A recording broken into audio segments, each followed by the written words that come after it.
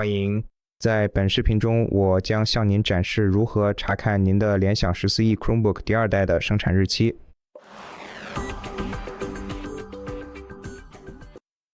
要查看您设备的生产日期，只需看一下设备背面的外壳。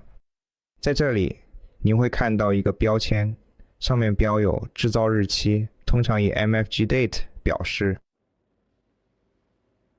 比如我的设备生产日期是2021年9月16日，您可以在这里看到，希望你能看清楚。